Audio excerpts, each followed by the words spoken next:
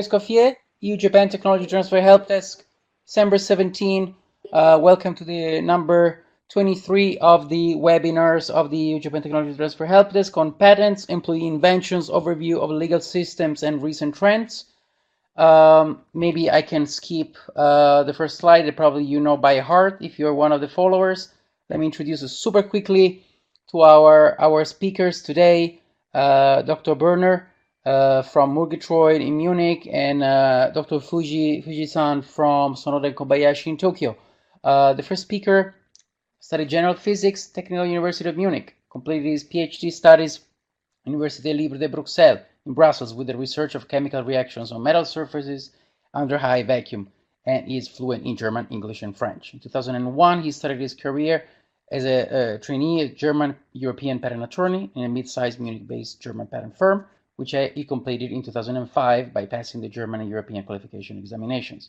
He then joined Murgitroyd in 2011 to build up and lead the German office and was appointed Director, Patents and Trademarks in 2013. In addition to this experience in patent prosecution and litigation on various technical fields, Robert also has a wide experience in matters relating to trademarks. He regularly travels to Japan to enhance the cooperation with local clients and partners by presenting seminars about European and German patent and trademark practice. As far as Fujii-san is concerned, Dr. Fujii's academic career includes studies in theoretical physics, numerical computation physics as a researcher. After receiving a PhD from the University of Tokyo, he did his postdoctoral research at the High Energy Accelerator Research Organization in Japan, worked as a researcher at the University of Bonn and the University of Cologne in Germany. He also developed the system software for information systems, and his expertise covers a vast area of physics, including quantum mechanics, plasma physics, electromagnetics, and information processing technologies. He joined the firm in 2010 and became a Japanese patent and trademark attorney in 2013. And then he became a partner of Sonoda and Kobayashi in 2015, heading the electronics, machinery, software department, as well as the trademark and design department. Without further ado, we're already very, very late. I would like to introduce the first speaker. Welcome.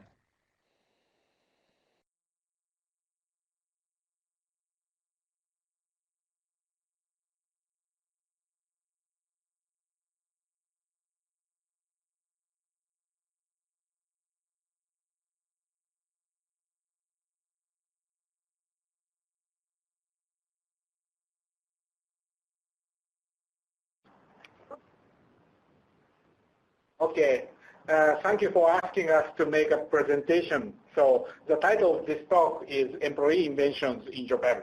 My name is Akira Fujii, a Japanese patent attorney by Sonoda and Kobayashi. We've worked for many clients outside Japan to obtain or utilize patent rights in Japan.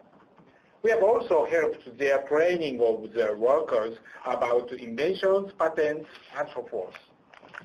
So, here is the agenda. I have divided my presentation into 3 parts. I begin by an introduction, including a famous Japanese case, a blue LED case. I will be describing principles of Japanese patent law regarding employee inventions. I will go on to explain recent amendments made in 2016. I will end with a word on our practical advice for companies performing research and development in Japan. So here is a blue light emitting diode patent. So this patent includes a method invention which may be used for manufacturing a blue LED. The assignee is Nichiya Chemical, and the inventor is Professor Nakamura, who won a Nobel Prize in 2014. So this picture shows the very abstract of this patent. So this slide shows the history of this case. So the filing date of this patent application was 1990. More than 28 years ago. And 1997, so this application was granted. And that 2001, Nakamura sued Nichiya at Tokyo District Court. Nakamura claims that the ownership of the invention belongs to Nakamura, not to Nichiya. And he also claims that even if not, the considerable remuneration must be paid. In 2004, Tokyo District Court made decision. The decision included the ownership belongs to Nichiya, not to Nakamura, and Nichiya must pay 20 billion Japanese yen. That is about 200 million US dollar, because this compensation is very huge, and this surprised us Japanese people a lot. And Nakamura and Nichiya continued that lawsuit, and 2005 settlement at Tokyo High Court was made. And that settlement included Nichiya will pay 600 million Japanese yen. We will return to this case later. So let me start with what is an employee invention. Here is a definition. So first, an employee invention is defined as in relationship with a company's business. So, and second part, the relationship with inventor's work is defined. So, and some additional definition may be necessary. For example, who is the employee or who is the employer? Here, employees includes company employees, of course, and directors, university professors, governmental officials, temporary staff, and staff on loan or something. So these are principles of Japanese patent law. So first 2 points are about ownership. An employee invention is initially owned by the employee inventor. But an agreement between employee and employer can be made so the employer succeeds the right to a patent for the invention. Second point is about the company's freedom to use an employee invention. Even if there is no agreement, the employer is automatically provided with a statutory lawyer-free non-exclusive license. And finally, the third point is about remuneration. If an employee invention is assigned to the employer has the right to remuneration with due consideration. But the fourth point was updated. Okay. So I'd like to talk about the background to the amendment regarding how an employee invention is succeeded. There have been 2 problems conventionally. One is here, a double assignment problem. So please look at the figures at the bottom. Here is company X, and Mr. A works in company X. And Mr. A invented some invention. So according to the company rule, that invention is succeeded to the company X. But Mr. A also assigned company Y about this invention. And company X filed a patent application on 10th of February, but company Y filed earlier than that on 10th of January. According to the Japanese patent law, the company X application is rejected by referring to the prior application by company Y. So this is called a double assignment problem. Next, please. And here is the second problem. complication of joint ownership. So company X and company Y are in joint research. Employee A of X and employee B of Y are called inventors. So they invented one invention in a corporation.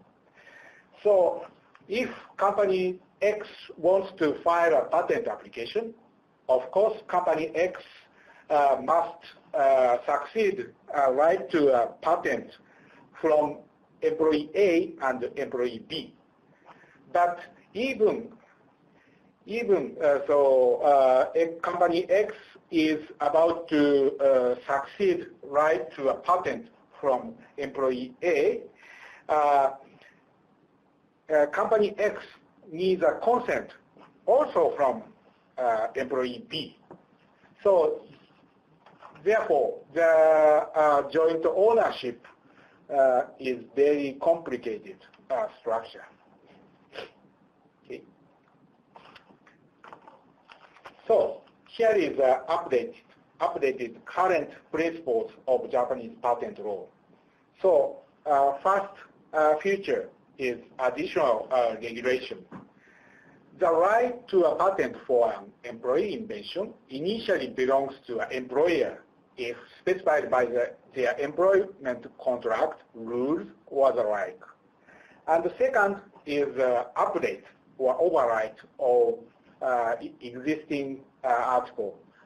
If right to a patent for an employee invention is obtained by the employer has a right to remuneration with economic benefit, such as monetary compensation. The third one is a new statement. The Ministry of Economy, Trade, and Industry published a guideline. Okay. So I go on to explain Japanese patent law on employee inventions enforced of April 1st, 2016. So as we have seen, employee inventions can belong to employer from the time the invention is made, if so specified. And in the absence of this agreement, an employee invention belongs to the inventor, and the employee is provided with a royalty-free, non-exclusive license, same as before. I'd like to go back to the previous examples. So before, conventionally, Mr. A can assign company Y, although according to the company rule, the right to patent was succeeded company X. But according to the new regulation, Mr. A is not entitled to assign company Y. That's why, therefore, this double assignment problem will be solved. And regarding this joint ownership problem, because company X can obtain the right to a patent, so initially, therefore, the company X is not obliged to succeed a right to a patent from employee A or employee B. Therefore, in the joint research, company X can exchange the right to a patent only with company Y. Like this, this change solves existing two problems. So, regarding change 2, the second change, this defines what is a remuneration. So before adequate remuneration, before the Japanese patent law defined adequate remuneration, but the updated version defines reasonable monetary or other economic benefits. So for example, chances to study abroad, stock options, promotions, paid holidays, licenses, and other non-monetary benefits can be accepted. But of course, honorable benefits cannot be accepted. For example, testimonial cannot be accepted as economic benefit. And the fourth one, third change is about guidelines. I will explain in the next slide in the detail. So the following the guidelines define that the following 3 steps will give reasonability toward enumeration. So according to the guidelines, the following should be conducted in a reasonable manner. So here is an employee invention. So here, employee invention is done here. Before that, the company will define the standards for the remuneration, and the company will disclose the standards to the employees. And after the invention, the company or employer must hear opinion from the inventor. So these 3 steps are important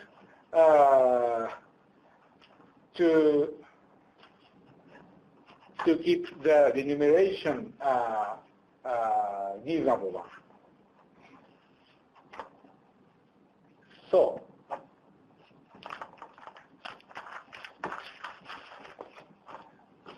I prepared some slides to discuss discussions or disclosure and opinion hearing here, but I'd like to skip in my talk here.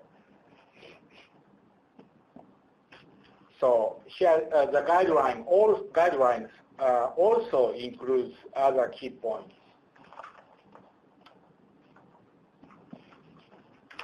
So I'd like to go on to explain our practical advice for companies performing research and development in Japan. So please be noted that the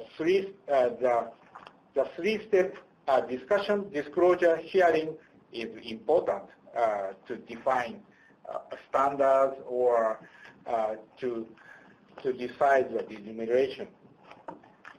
So to simplify the thing, or to avoid double assignment or complex consent exchange in joint business, it may be recommendable to establish company rules to determine that employee inventions belong to the employer from the time the invention is made. At the same time, the company can reserve the right to actually file a patent application. That is, the company can decide that they do not file a patent application in their own name for each case. So other advices at this stage, so it can be to keep a good record of the discussions between the employer and the employees. And the second advice is to clarify who should be involved in the discussions for standards. So during the establishment of the standards, so discussions must be held between the employer and the employees.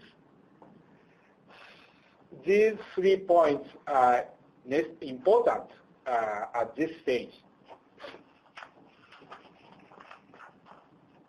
So let me skip this. So the third page shows how is the disclosure done. So disclosure can be done, for example, by internet or any other ways for all employees.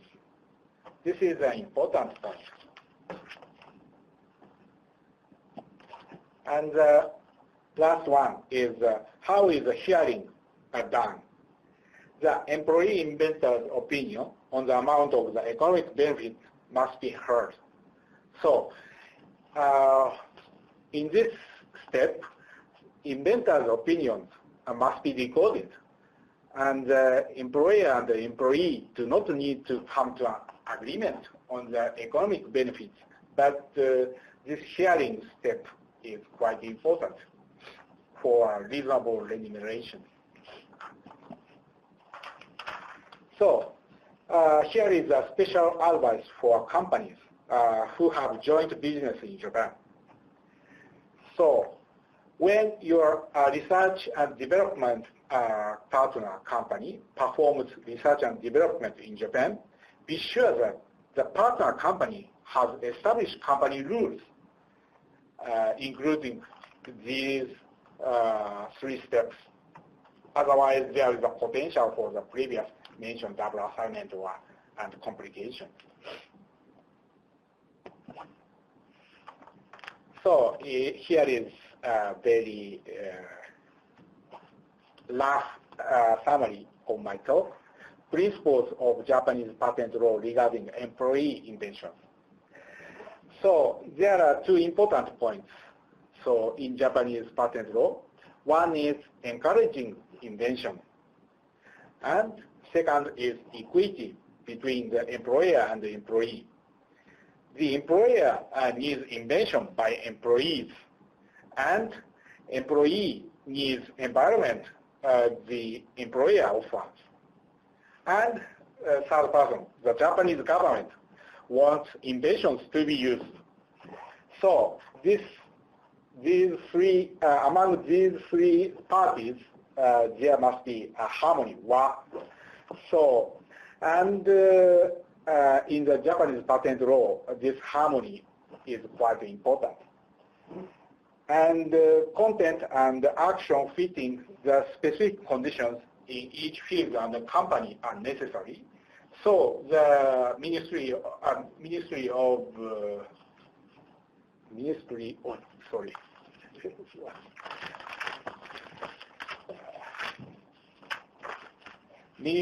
METI issued the guideline. So finally, we return to the blue LED patent. So of course, no doubt that the blue LED invention is distinguished. So, and Nakamura invented so many, 300 patents or applications. So he is so productive. On the other hand, there must have been many collaborators, not only the immediate vicinities, but also indirect cooperators. Other engineers may have failed, but the result of their trial and error must have been valuable for the inventor. The inventor was promoted to a higher position. So according to these aspects, Nietzsche seems to gather sympathy in Japan more than Nakamura. So this is a typical Japanese way of consideration of the employees' invention and remuneration. Thank you for your attention. So my talk is over.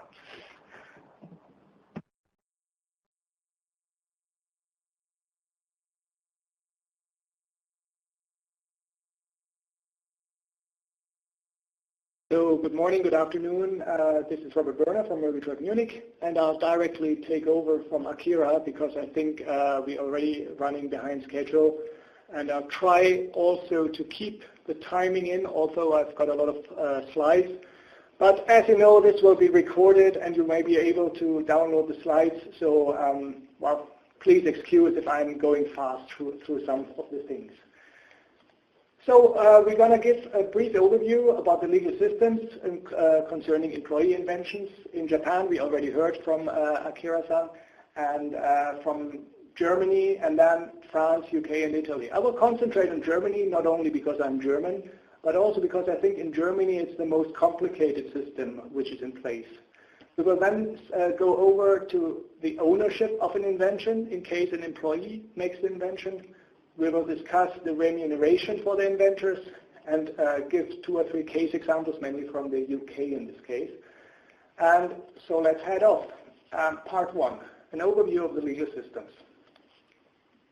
In Germany, we have a specific law, the German Act on Employees' Invention, which provides a very detailed framework for, first point, the ownership of inventions made by employees, and also remuneration issues.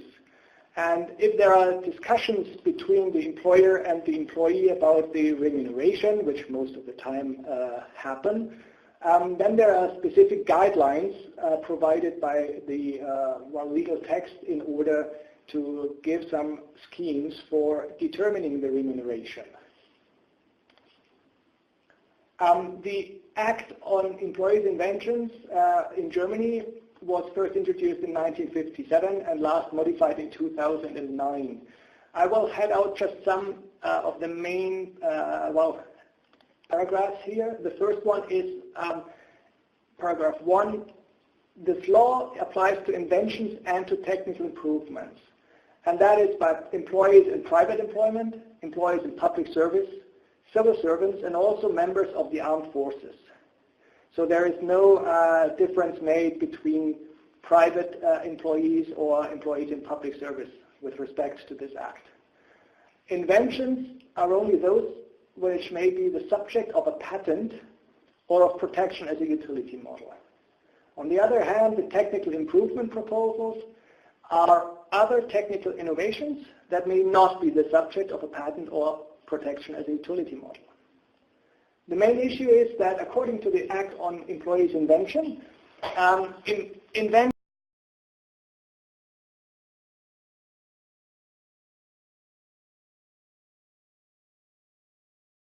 may either be tied or free.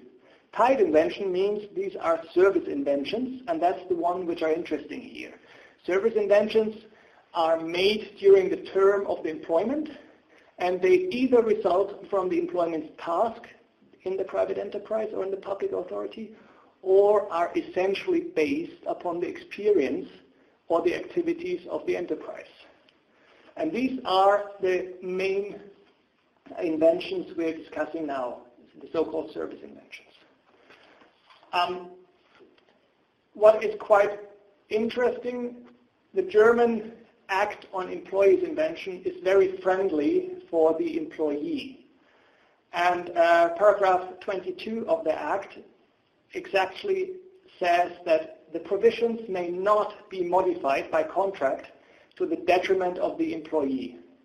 So you cannot, when you hire someone, put in their employment contract, well, every invention you make during your employment are automatically owned by the company.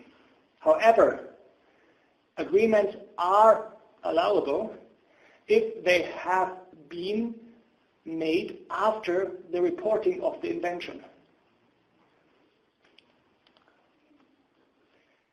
And also what's quite interesting with protection of the employee is that any agreements which are allowed by the law are null and void if they are manifestly inequitable.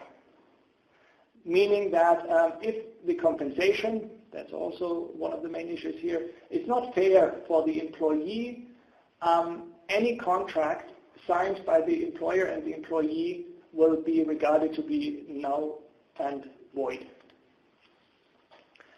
What's also interesting, what happens if the employee retires? Well, the rights and duties of this law will not be affected by the end of the employment relationship. Because usually you can imagine all troubles between employer and employee mainly start once the employer either is fired or has retired, because you will not come to a lawsuit against your employer if you're still employed. So the section 28 of the law, 26 of the law specifies that even if the person retires or is, the contract is no longer valid, any rights and duties from the Employees Act will still be valid. So when is the Employee Inventions Act in Germany applicable? Well, it depends on the contract and on the regular workplace of the employee. If the contract specifies that German law is to be applicable, then it is clear that the German Employee Inventions Act is applicable as well.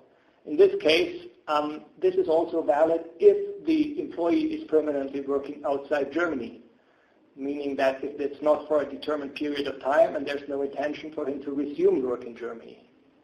As I said, if the contract refers to German law, then this doesn't matter. However, if the contract does not specify that German law is applicable, then if the employee is permanently working outside Germany, then the Employees Inventors Act in Germany is not applicable. What happens if people start to fight either whether the invention is a free invention or a service invention, or whether there's a problem with the remuneration? Okay, well, usually, as I said, that's mainly the case after the contract between the employer and employee has ended. And what is quite good in the German law, you can't go directly to court, because you have to go to an arbitration proceedings. And only after this arbitration between the employer and the employee has been finished, then you may start the judicial proceedings. And this arbitration board, which handles all the conflicts in the related to the German Employee Inventors Act, it's part of the German Patent and Trademark Office. And since it's a centralized office or centralized arbitration board, they of course have a lot of experience, and usually it's rather rare that some party then afterwards starts a court action after the arbitration has been carried out. So that's the legal system in Germany. What's the situation in other countries? Let's start with the UK. Employee inventions are regulated in sections 39 to 43 of the Patent Act. And usually there's a general assumption that employee inventions belong to the employer if the invention is made during the course of the employee's normal duties, and the employee had a special obligation to further the interests of the employer's undertaking. If the employee makes any other invention, then it shall be taken to belong to the employee. And of course, this general assumption is rather, it needs some interpretation. And there's always a question whether, according to the circumstances, the invention really was made under these conditions, so that the invention would fall to the employer. So, as a general advice, it is better in the UK that inventors are directly asked to enter into an assignment, assigning over the invention to the company, which is not an issue in UK law. Quite interestingly, the UK law does not have a requirement for routine payment of inventor remuneration. There is a compensation, but that's only in the case of outstanding benefit. So if the invention creates an outstanding benefit for the company, then there has to be a payment to the inventor. However, outstanding benefit is a very high hurdle, and it's measured having regard to the size and nature of the employer's undertaking at all. So we will review that later when we discuss a bit about the remuneration practices in the European countries. How's the situation in France? In France, the inventor who is working for an employer, if he makes an invention, these are categorized in 3 different categories according to Article 611 to 617 of the French Intellectual Property Code. The first category are the inventions de mission. So these are made by an employee who is paid to make inventions. That's usually about R&D people, or if you contract someone specifically to solve a problem and provide some inventive ideas. These inventions, they belong to the employer, but the employer is obliged to pay a reasonable amount of money. Well, there is no legislation about the total amount, but usually in larger organizations and companies, There is a compensation about 500 to 1,000 euros per invention at the date of filing for patent application, and about 1,500 euros on the date of the grant of a first patent, which is based on the invention. If there is a legal dispute in these cases about the compensation, whether it's a reasonable amount, usually the judge is, he should not take into account the financial success of the invention, but only about, what's reasonable at the time when the invention was made, the invention was communicated to the employer. But to be honest, in the practice, it's quite the default position of the judges that they have a look at the financial success of the invention.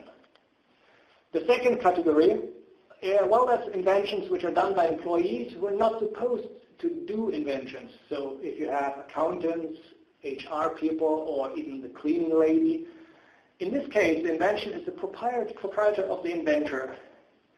However, if the invention is in the technical domain of the employer has the right to take possession of the invention by paying the juste prix. So again, he has to pay a fair and reasonable amount. And also, there are of course a lot of discussions what's a reasonable and fair amount. And also in case of court actions here, this amount should be evaluated at the time when the employer decided to take control of the invention. Again, as in the first case, in practice the judge will take into account the financial success of the invention. The third category in France is inventions done by employees which have nothing to do with the activity of the employer. So imagine you're working for a car company and you make an invention related to food storage. These inventions, of course, belong to the employee. In Italy, the situation is quite similar. It's regulated in Article 64 of the Italian Intellectual Property Code. And you also have three different categories of employee inventions, and you've got one additional category for employees of public entities like universities or the like. In the first category, the employee is paid for inventing, meaning that, of course, you've got a special contract to solve a technical problem, and there's an invention which solves this problem. Then, of course, the invention belongs to the employer, and the remuneration is covered by the standard salary, which seems to make sense in this case. The second category are the so-called work-based inventions, and these are made by employees which have a role in the company which could lead to inventions. And that's R&D people, product developers. In these cases, the invention belongs to the company, and like in Italy, like in France, the inventors are entitled to a fair reward. The third category in Italy, it's all the other inventions, meaning that's a negative definition.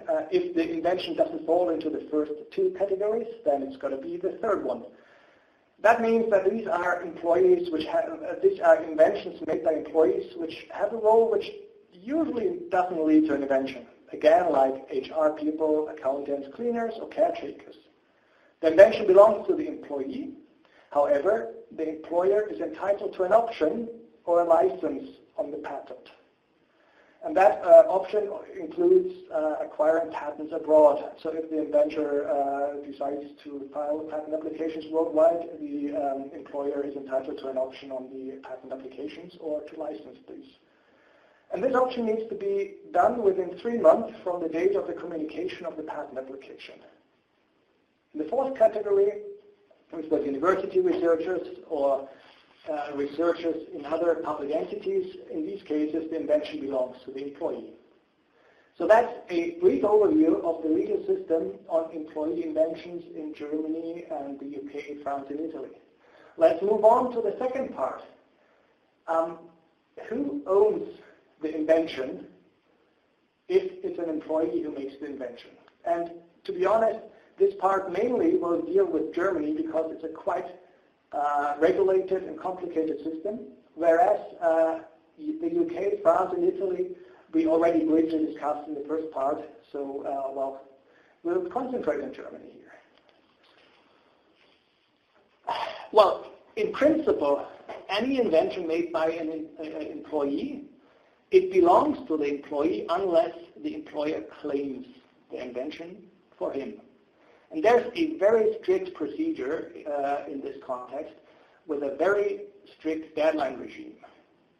According to Section 5 of the German Act on Employees' Invention, any invention needs to be immediately reported to the employer. The employer, on the other hand, has to immediately confirm receipt of that invention. After that, according to Section 6, the invention will be automatically deemed as claimed by the employer if it's not actively released within 4 months after the report of the invention to the employer. And that's very tricky for employers. This section of the Employees' Inventors Act was amended in 2009. Now it really means if you're an employer and you receive a report of an invention and you do nothing, after 4 months you will be regarded to have claimed that invention.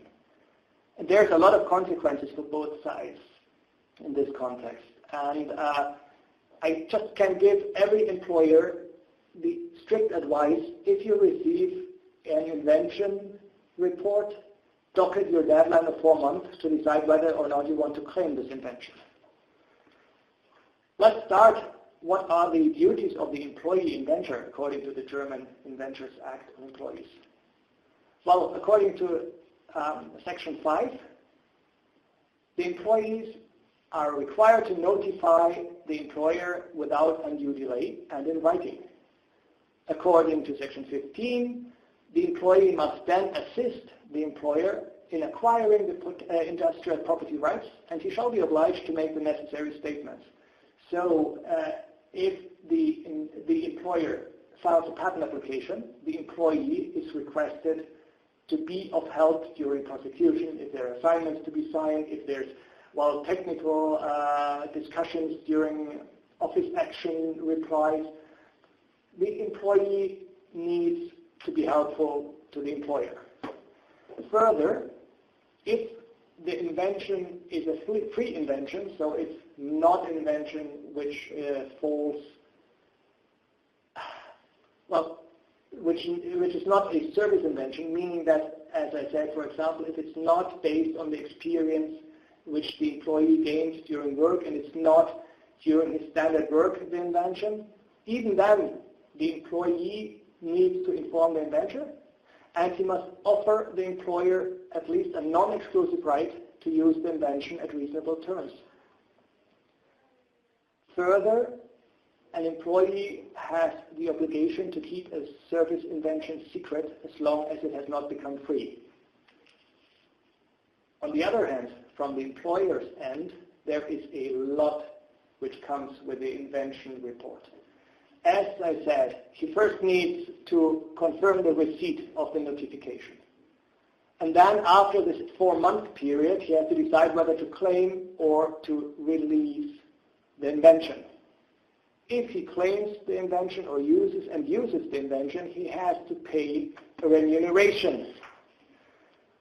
And the most important point is he has an obligation to file without undue delay a patent application for Germany. So if you miss the 4-month deadline after your receipt of the invention report, well, you claimed the invention and you're obliged to file a patent application, at least in Germany. And of course, if you really don't want the invention, you're still obliged to file an application. And also, if you want to file applications in a foreign country, you can do so as an employer. But if you do not want to file an application in a foreign country, you must release the invention to the employee. Meaning that if you, for example, you file an invention in Germany, and afterwards, for Germany, that's fine, it's enough for me, Germany is my main market, you have to offer filings in all the other possible countries to the employee. And he can then, at his own costs, decide whether or not to file his invention, let's say, in the US or in Australia or Japan. Similarly, if the employer files a patent application, and then decides to abandon it, well, loses his interest, he has to offer the patent application to the employee. And if the employee decides, well, I carry on with this patent application, the employer needs to assign the right to the employee. So from the employer side, there's a lot of duties coming with employee inventions. And the question is how to avoid all these duties and how to get rid of them.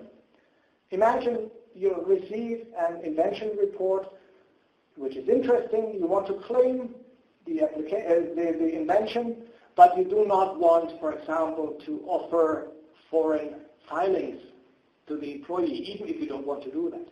Or even if you want to abandon an application afterwards. You don't want to, well, tell the inventor and ask him for his opinion here. So what can you do as an employer?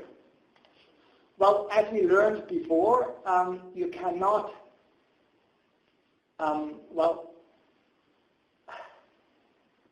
have it in your contract that the employee, forfeits all his rights standing off a invention. However,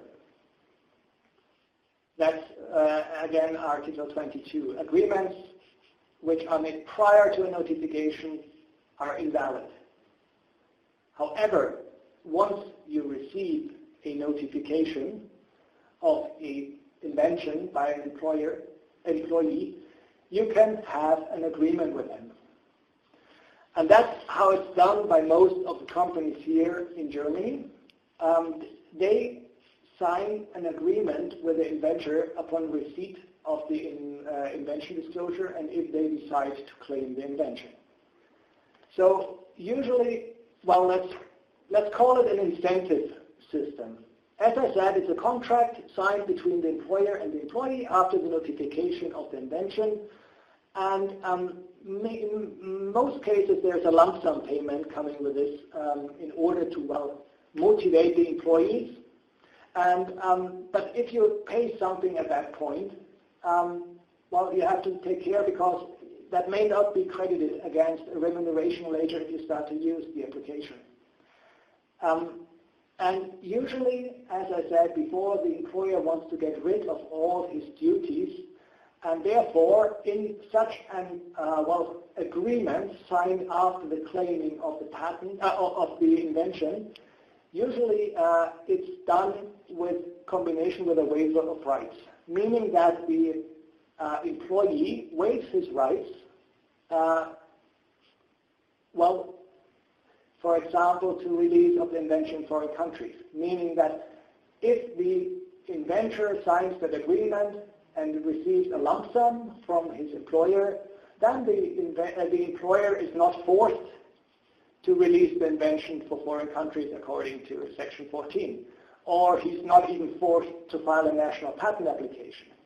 Or he's not forced to inform the inventor about the prosecution history and what's happening there.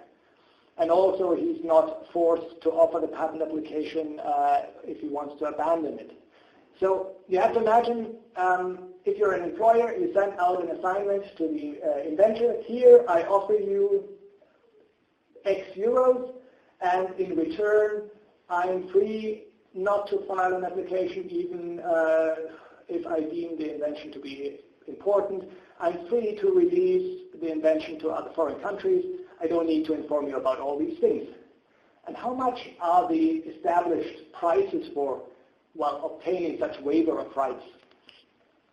If it's only paragraph 14, so if you not obliged to release the invention for foreign countries, an amount of 150 to 300 euros seems to be usual.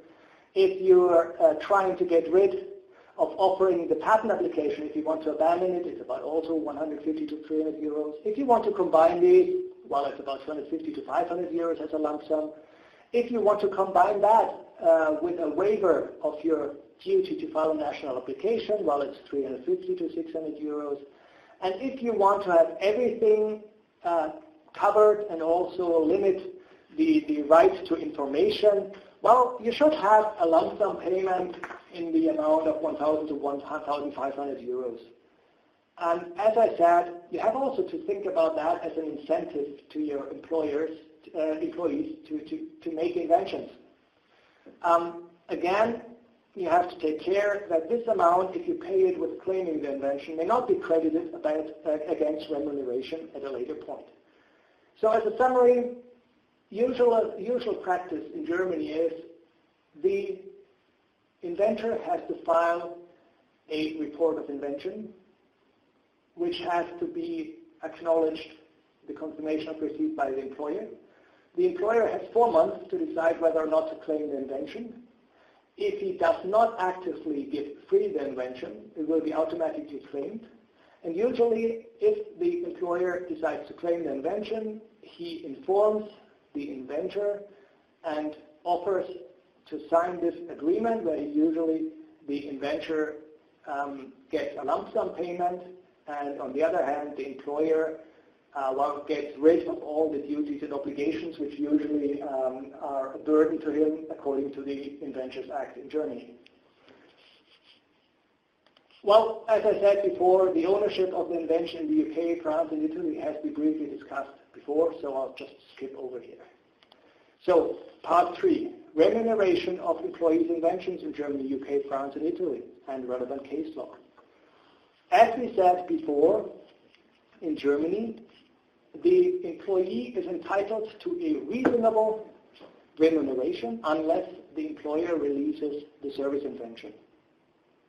Such a remuneration is due as soon as the employer uses the invention, regardless if there has been a patent application filed, granted, or not.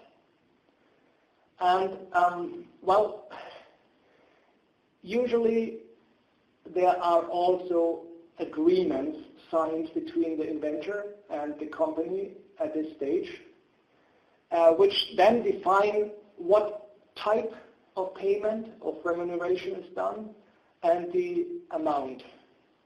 And well, with respect to the type, there are 2 different categories you could use here. First would be you pay specific lump sums, or you pay an installment according to the real use of the invention. And to be honest, you have to imagine if you're a company and you have an invention covering your products, and every year you have to establish how many products covering this invention did I sell, what was the turnover, what was the turnover in all other countries, and then I have to decide how much of that is due to be paid to the inventor. Usually, many companies try to avoid that and go to lump sum payment, as we will see later. If such an agreement cannot be reached or doesn't exist between the employee and the employer, well, the remuneration is based on the legal framework of the remuneration guidelines here in Germany. Now it gets complicated. The guidelines, they provide a complex formula to calculate the inventor remuneration. So V is the remuneration, and that equals to the invention value. And that is usually based either on a license analogy. So you take the number of products sold, and you take a common license, which is about 5%, 3%, depending on the business sector. Or you just take an invention value as an estimate of these values. And then you have to multiply that by a proportional factor, which is made up by 3 different parts. First is what was the role of the inventor in identifying the problem solved by invention. Then what was the contribution of the invention to the solution of the problem, and what are the duties and position of the inventor within the company. And then you have to multiply all these with X if you have more than one inventor. As I said, that's quite complicated, and I'll give you just a rough idea with an example. If you have an invented value, which is based on a license analogy, you have a net turnover of $2.5 million, and you have a fictitious royalty rate of 5%. And then if you have a proportional factor of 15%, which is now then based on A, you have the invention was developed upon an order, which means then your part A of that factor is 2, according to the guidelines. Then it's based on a typical work of the inventor, and it was heavily supported by the company. Then B would be 1. And if the inventor has an average position in the R&D department, meaning that it's not a team leader, but on the other hand, he's not, well, the cleaning lady, then C would be 5. And according to all these tables and formulas provided in the remuneration guidelines, you would come up with a proportional factor of 15. So the, a fair remuneration would be $18,750 US in this case. As I said, in order to avoid all this complicated calculation based on your yearly turnover done with the products in all the markets and having to, well, calculate the remuneration on a yearly basis, many German companies nowadays use lump sum payment agreements as a preferred option, because you can imagine the administrative burden if you have to, well, find out all the figures yearly and then to calculate them. And usually you have agreements between the employer and the employee where you have several lump sum payments at several steps of the procedures. So one payment could be when a patent application is filed. Another lump sum may be due when the patent was granted. A third lump sum payment may be due if the employer starts to use the invention. And of course, such a payment, the money, how much the lump sum is, it could depend on the value of the invention for the company. And as we learned, the German Inventors Employees Act is very friendly to the employee, and we learned that the remuneration needs to be fair. Every agreement in such a lump sum payment agreement, it should include regulations that you have a review whether the lump sum is fair in view of the success of the invention. For example, you could say, well, okay, a third installment of the lump sum is when we start to use the invention, and 3 years later we will review if the amounts paid so far have to be considered as fair if you consider the success which the company had with the invention at this time. There's one more thing, of course, in order to establish whether such an amount is fair, the employee has the option to verify the compensation. Of course, usually every employee thinks, well, the company will only pay what's the minimum amount, and I want to see whether that's fair. And the German Inventions Act for employees goes so far, it allows employees to review and demand accounting details. So the employee may ask the company, please prove how many units were sold, what's the standard license fee here, and then we will see whether the lump sum you paid is fair or the remuneration which you calculated is correct. And if the company doesn't reply, the employee can even go to court and ask for the company to open their books and to provide him with that information. This is a very critical point because the German Employees Inventors Act does not prohibit an inventor to assign rights coming from the Employees Act to other people or companies. So you can imagine that if an inventor would assign his rights to information to one of your competitors, which then starts to ask you about your turnover numbers with your products, that would be a very nasty situation. And therefore, such an assignment should be taken care of when you sign an agreement with your employee, to make sure that the employee is not allowed to assign any rights which are based on the Employees Act to other foreign third parties. That was a very fast start and explanation of the German remuneration system for employees' inventions. Let's have a brief look at the other main European countries here. What's in the UK? In the UK, as I said, you have an outstanding benefit which is needed. Otherwise, the invention gets nothing. It's a high hurdle, and it's measured with regards to the size and nature of the employer's undertaking at all. So the Section 41 of the Act only sets out the factors to take into account in deciding an amount, does not set any percentage rates. And in fact, there are two main decisions in the UK concerning remuneration of employees' inventions. So the first one is in Shanks versus Unilever in 2017.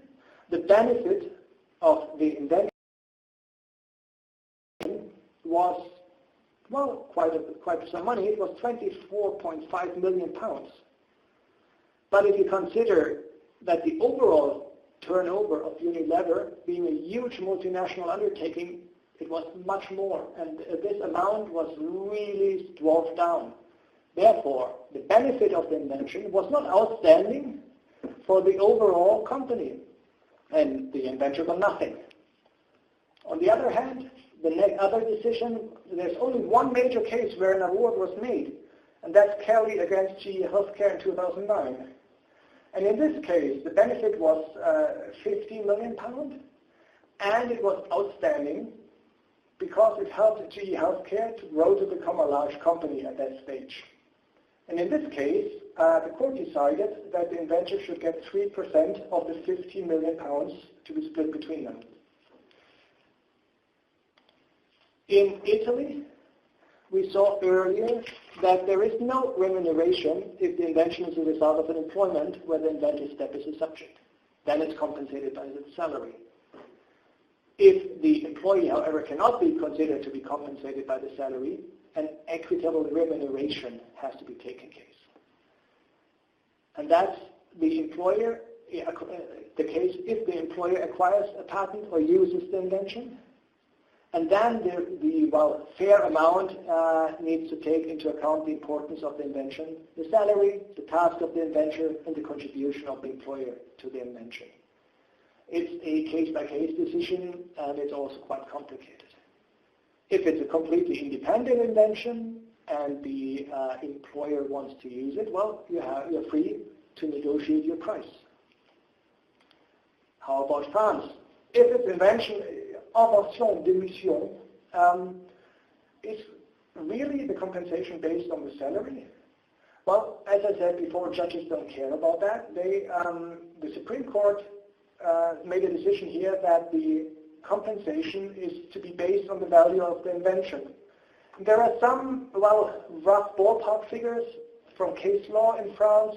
So if you have a non-exploited patent, the remuneration is between 1,000 to 15,000 euros. And if you've got an exploited patent, which is used by the company, then you'll have a remuneration between 10 and 300,000 euros, according to the importance of the patent. If it's not non-mission inventions, meaning that it's the inventions which are made sorry, I have to review that. If you have your accountant make an invention, or people who are not supposed to do such inventions, then you have to pay a fair price. And at this point, you have to take the initial contribution of the employer and employee, and it's also a case-to-case decision. And if you have a look at the case law, there are cases and sums have been awarded between 7,500 and 150,000 for these. And if it's a free invention, well, then it's the free market price. So as you can see, in Europe,